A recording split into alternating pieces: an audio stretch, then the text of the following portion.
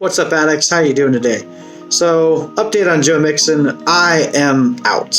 I know I stated a lot of facts in my other video. I still stand true to them, and I kind of mentioned that I wanted to see a little bit how this was going to play out, and their offensive line unfortunately doesn't look any better over the course of the first two preseason games. Andy Dalton still looks like his same old inconsistent self.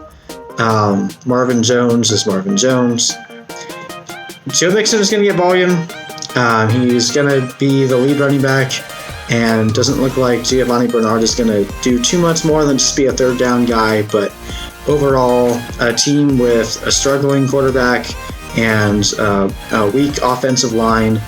I mean, last year, Joe Mixon, I think, averaged around 3.5, 3.6 a carry. Well, this preseason, he's averaging 2.4. So I know I'm probably speaking prematurely, and watch week 3 of the preseason. He's going to blow up and get like 2 gigantic runs, and his ADP is going to skyrocket even more. But at this point, there's no way I'm paying a back end of the second round for a running back like Joe Mixon, when in that range, you could take a ton of high upside wide receivers. You could take players like Mike Evans there, T.Y. Hilton. You can also get Jordan Howard around that range, who I like a lot better. Jerick McKinnon I like a lot better than Joe Mixon. His ADP is too high for the amount of uncertainties around that team. We haven't seen Joe Mixon play well yet. It's not like the Christian McCaffrey situation, where we knew he was good last year and he showed signs of improving over the offseason, and just some uncertainties about how they were going to use him.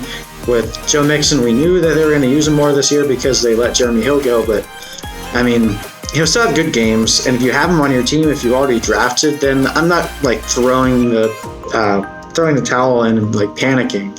I mean, he'll still be a decent running back too, but there's just too many guys that are going around his ADP that it just doesn't make sense to me to pay the price that he costs right now. So I'm out on Joe Mixon. I mean, he can try to change my mind one more time before preseason is essentially over for the starters, but at this point, I think he's shown me enough, and there's no way I'm taking him over like the other 8 or 9 guys that go around the end of the second, beginning of the third round. So if you guys appreciate this insight and analysis, then my recommendation would be that you look elsewhere other than taking Joe Mixon as either your first or your second running back in their late second round. But anyway, hope you guys found this helpful. If you're curious where I have Joe Mixon ranked now, I've actually bumped him down a tier.